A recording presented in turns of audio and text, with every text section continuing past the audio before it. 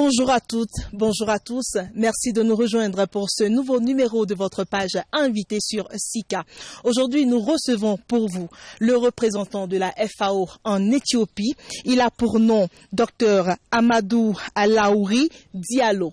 Alors, avec lui, nous allons décortiquer un peu les défis dans le secteur alimentaire en Éthiopie, mais également dans la sous-région et pourquoi pas en Afrique, tout simplement. Alors, docteur, bonjour. Bonjour. Et merci d'avoir accepté notre invitation. Merci. Merci à SICA aussi d'être venu jusqu'en Éthiopie, un pays anglophone, pour en fait parler des problèmes de l'Éthiopie, mais de l'Afrique en général, les problèmes de sécurité alimentaire, qui sont de la plus grande importance pour nous. Absolument.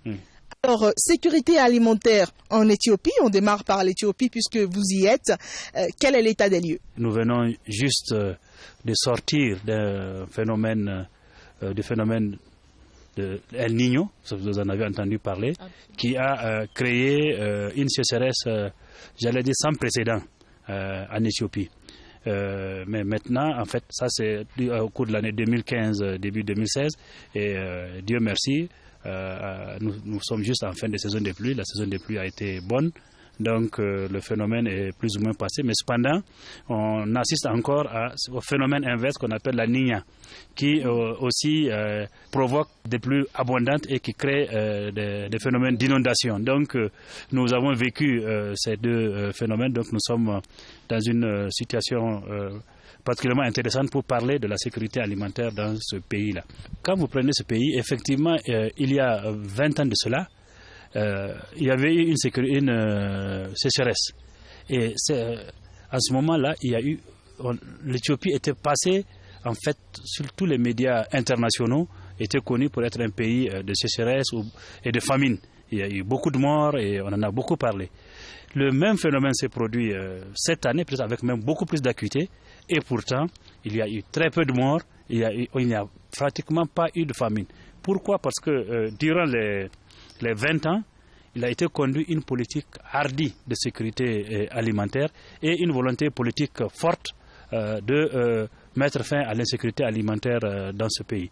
Et particulièrement, la stratégie de sécurité alimentaire en Éthiopie, c'est principalement fondée sur l'accès à l'eau.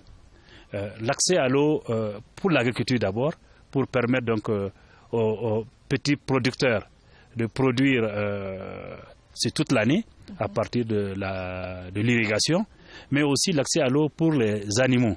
Donc création de points d'eau à peu près partout où cela est possible pour sécuriser les pâturages là où il y en a et pour sécuriser la facilité de l'accès à l'eau aux animaux. Ce qui a permis à ce pays-là de pouvoir effectivement traverser cette situation qui aurait pu amener vers la catastrophe. Toutefois, il faut quand même dire qu'il reste encore de nombreuses zones qui sont encore touchées par l'insécurité alimentaire. Qu'est-ce qui sous-tend encore cela? Vous savez, la lutte pour la sécurité alimentaire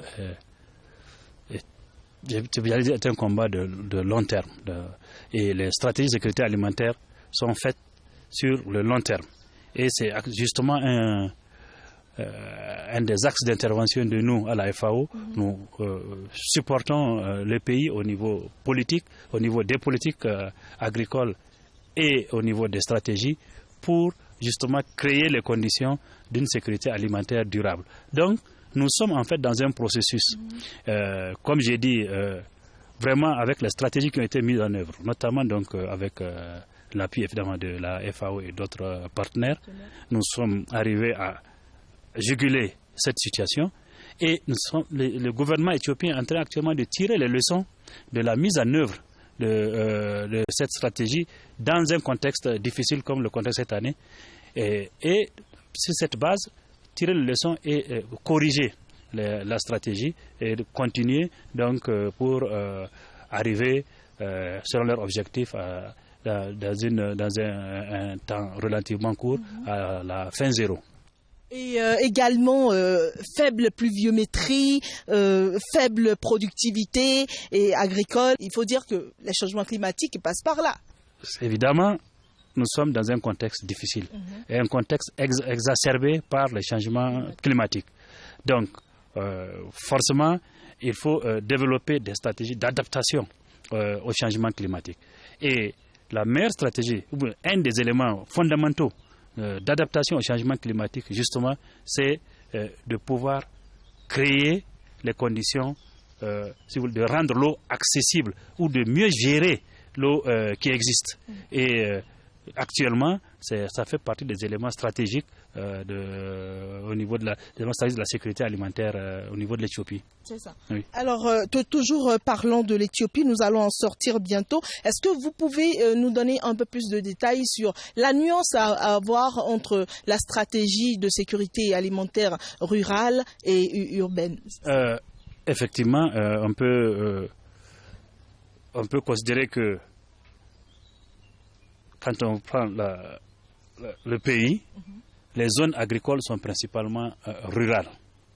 Tandis que dans les zones agricoles, les sources de revenus sont beaucoup plus diversifiées et les marchés sont plutôt plus urbains que ruraux.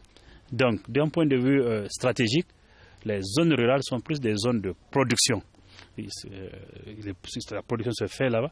Et les zones urbaines sont davantage des zones de consommation, donc des zones de marché. Donc, d'un point de vue stratégique, il faut créer les conditions pour que on produise en zone rurale et qu'on puisse écouler de façon, si vous voulez, la plus fluide, de la façon la plus fluide, donc de pouvoir écouler les produits sur les marchés agricoles. Mais aussi, il ne s'agit pas seulement de produire. Il y a tout un ensemble. Il faut en fait travailler sur toute la chaîne, si vous voulez, ce qu'on appelle le value chain, la chaîne de valeur. C'est-à-dire que pouvoir créer les conditions pour que le producteur produise et profite au maximum de son revenu, mais aussi créer les conditions pour que une première transformation se fasse déjà au niveau rural, pour créer des emplois, diversifier les emplois au niveau rural. Et ensuite, prendre les productions semi-transformées pour les amener vers la ville. Alors, quels sont les grands défis aujourd'hui en Éthiopie dans le secteur alimentaire? Bon, le premier défi, évidemment, c'est le défi climatique. Le climat est de plus en plus rude, les changements climatiques se font de plus en plus sentir. Donc, il faut y faire face. Et comme je l'ai dit, il y a toute une stratégie, notamment toute une stratégie qui est basée sur la gestion efficiente des terres et des eaux pour s'adapter au changement climatique. Ensuite, il y a toute la stratégie permettant de valoriser au mieux les productions agricoles et de créer les conditions pour que les producteurs puissent bénéficier au maximum. Et je vais parler d'un second défi, c'est celui de la migration. Et évidemment, il faut créer les conditions pour que les populations, pour retenir les jeunes en milieu rural. Et ça, c'est le secteur agricole, encore une fois, qui peut aider à retenir les jeunes en milieu rural. Donc ça aussi, c'est un autre défi qu'il faut prendre en compte. Alors, au milieu de tous ces défis-là, comment se porte la FAO? Vous qui représentez l'institution ici, ce n'est pas une tâche facile. Effectivement, ce n'est pas une tâche facile, mais c'est un challenge, c'est un défi intéressant que nous avons ici. La FAO Éthiopie, c'est l'un des plus grands bureaux en Afrique et nous sommes honorés de diriger ce bureau-là. Et notre tâche, j'allais dire, est rendue facile grâce à la collaboration, les bonnes relations que nous avons avec le gouvernement, ce qui nous facilite la tâche, ce qui nous aide en tant qu'organisation d'appui technique, politique et stratégique qui nous aide à mener notre travail de façon en tout cas assez intéressante. Je ne peux pas dire facile parce que rien n'est facile, mais le contexte est intéressant pour mener à bien la tâche qui nous a été confiée. Alors, vous n'êtes pas sans savoir que ces problèmes similaires existent également dans bien d'autres pays africains. Comment est-ce que vous analysez la capacité de l'Afrique à faire face aux effets des changements climatiques de plus en plus? Ma conviction, c'est que l'Afrique peut se nourrir. L'Afrique peut se nourrir si nous avons les bonnes politiques. Les bonnes politiques, comme d'ailleurs vous l'avez si bien dit, c'est de toujours voir la complémentarité entre les régions. Chaque région a un potentiel. Ça, c'est ma conviction. Il n'y a pas de zone où on peut dire, aussi bien les zones arides que les zones forestières, que les zones semi-arides, chacune a sa spécificité et son potentiel. Donc, il faut pouvoir évidemment améliorer, il faut pouvoir augmenter la production et la productivité. Nous ne pouvons plus aussi, naturellement, continuer la production, les mêmes systèmes de production tels que nous les avons connus depuis nos ancêtres jusqu'à ce jour, parce que il faut moderniser. Mais aussi, il ne faut pas aussi se faire des illusions. Il ne s'agit pas de passer de la roue au tracteur. Je ne suis pas de seul. Mais il y a parce qu'il faut compter sur les peuples. Pour moi, c'est les peuples qui font le changement. Ce n'est pas la machine, mais c'est le peuple. Donc, il faut pouvoir amener les peuples à changer. Il faut pouvoir faire changer les mentalités. Et ça prend un certain temps. Donc, mais Dieu merci, nous sommes dans un système aujourd'hui où le taux d'éducation et le taux de scolarité est de plus en plus élevé. Donc, nous avons des jeunes qui sont mieux préparés à accepter l'innovation, à accepter le changement. Donc, il faut apporter le changement dans l'agriculture. Mais aussi, il faut développer les infrastructures. Parce que c'est les infrastructures qui créent les conditions de l'intégration. Et il faut infrastructure routière, mais infrastructure énergétique.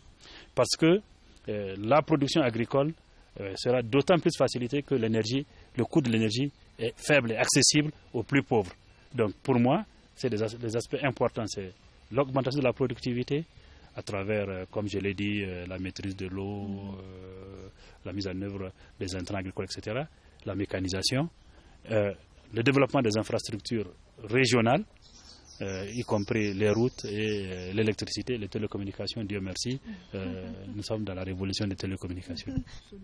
Alors, pour en finir, j'aimerais bien aborder cette initiative AFR 100. Qui est actuellement en marche dans l'Afrique, qui appelle à la restauration des paysages forestiers. Quel poids est-ce que cela peut avoir dans la stabilisation des problèmes de sécurité alimentaire en Afrique? Cette initiative qui est lancée actuellement est une initiative qui va permettre justement à l'échelle d'une génération de pouvoir reverdir des milliers d'hectares. Relancer l'environnement, si on peut le dire. Relancer l'environnement, si on peut le dire. En tout cas, c'est ça notre souhait, et nous souhaitons que dans l'espace de notre génération, que nous puissions voir cela. Et c'est un des souhaits de la FAO, parce que la FAO, l'un de ses objectifs, c'est d'atteindre la fin zéro avec cette génération. Donc, dans les, disons, d'ici 2025 et avec 2030, avec la mise en œuvre des SDG, des Sustainable Development Goals, objectifs de développement durable. Alors, nous sommes à la fin de notre entretien. Docteur Amadou Alaouri Diallo, vous êtes représentant donc de la FAO en Éthiopie. Vous avez un dernier mot à dire en direction de Sika TV et de ses téléspectateurs? Je vais encore une fois dire merci à Sika TV. Nous sommes, à partir même ici en Éthiopie, nous suivons Sika TV. Et mon souhait, c'est que Sika TV continue à être un moteur pour la transformation de l'Afrique, et particulièrement la transformation de l'agriculture, pour que l'agriculture soit une activité intéressante qui permet aux jeunes de s'installer, de produire et de développer leur pays. Merci à vous, docteur. Merci.